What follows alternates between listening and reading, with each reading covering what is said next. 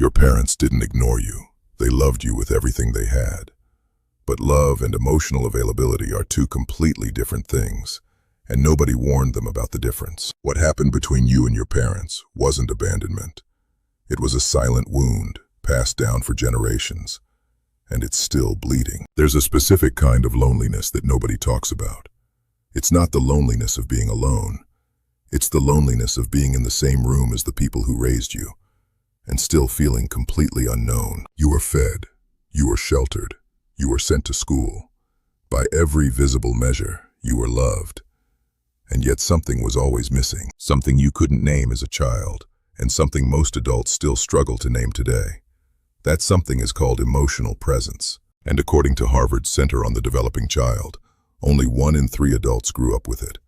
That means the majority of humanity was raised by parents who were physically there, but emotionally somewhere else entirely. This isn't a video about blame. It's a video about understanding something that has quietly shaped every relationship you've ever had. To understand why your parents were emotionally distant, you have to understand what they were taught about emotions. In the early 20th century, the dominant school of child psychology was behaviorism, led by psychologist John B. Watson. His advice to parents was direct and chilling. Don't hug your children too much. Don't respond to every cry. Emotional hardness builds strong character. Softness builds weakness. This wasn't fringe thinking. It was mainstream parenting science for decades. An entire generation raised its children on emotional discipline because that was considered good parenting. Then those children grew up, and they raised your parents. And your parents, carrying that same emotional vocabulary, or rather that same emotional silence, raised you. Each of those acts takes something from the parent.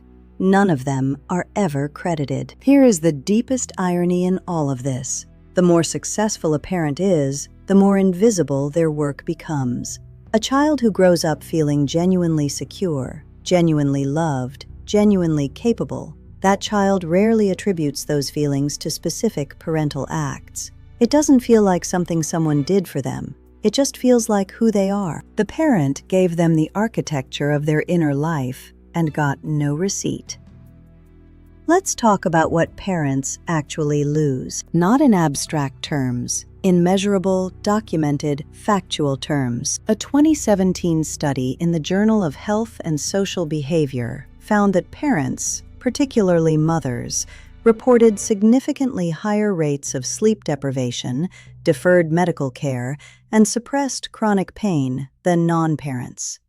The reason they gave, consistently, was the same. The child needed something first. Their own body's signals went into a queue, and that queue rarely cleared. Psychologists at the British Psychological Society documented a phenomenon called identity foreclosure, the quiet abandonment of future selves.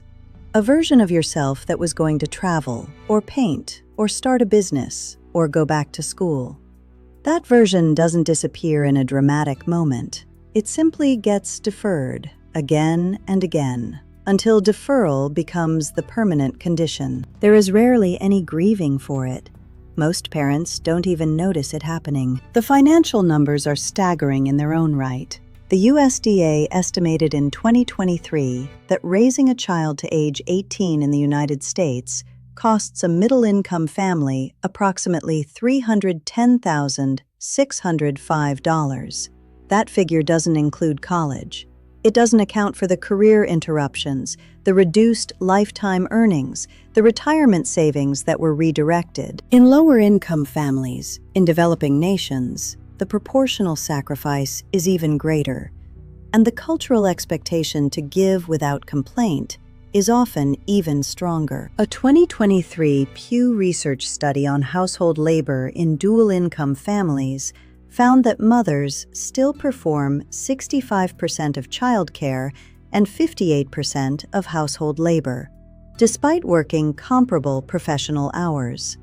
The gap has narrowed over decades, but it has not closed. And then there is the loneliness. A 2018 Cigna study on American loneliness ranked parents of young children among the loneliest demographic in the country.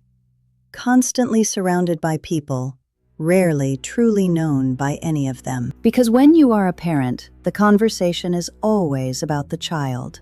The logistics, the schedule, the needs.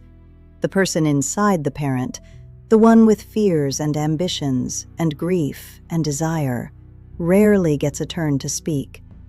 They learn to stop waiting for that turn. So why didn't they ever ask? Why didn't they say, "I am tired. I gave up something. I need you to know that"? Part of it is generational.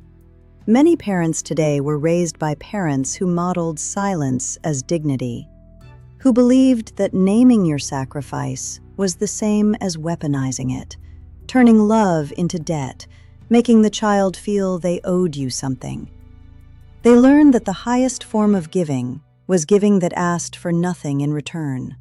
And they passed that belief on so completely that asking ever felt like a betrayal of the love itself. Research published in Developmental Psychology shows that parents systematically underreport their own needs and struggles in the presence of their children, not because they are suppressing them consciously, but because the protective instinct runs deeper than language.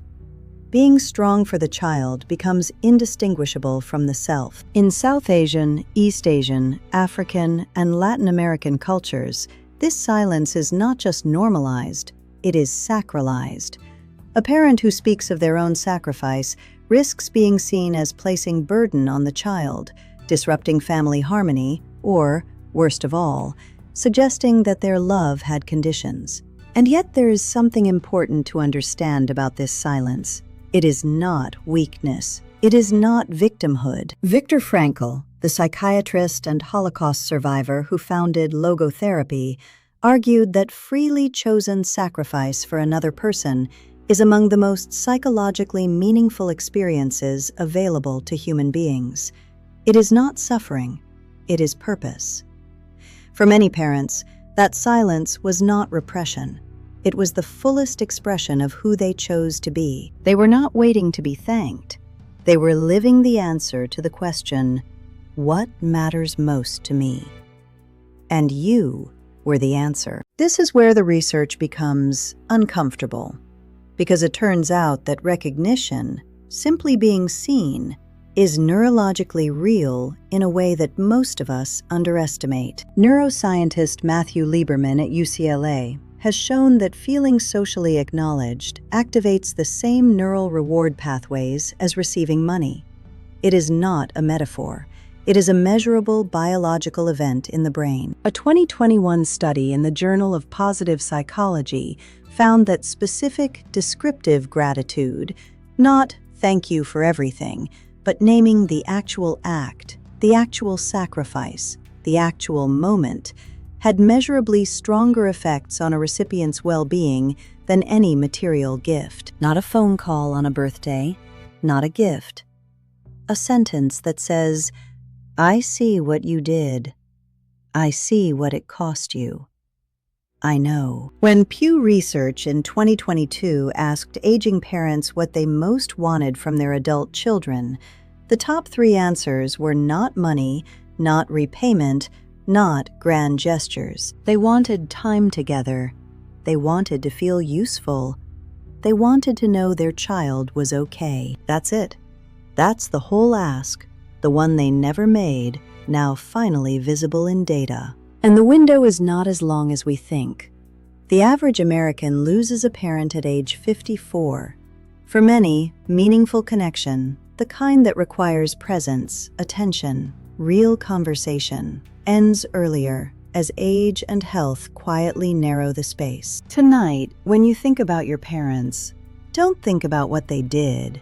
Think about what they quietly decided not to ask for. Think about the night they didn't sleep so you could. The dream they deferred so yours had room to grow. The hunger they swallowed so your plate was full. The version of themselves they set aside, not in one moment, but in 10,000 small moments, without ever once presenting the bill. And then ask yourself one question.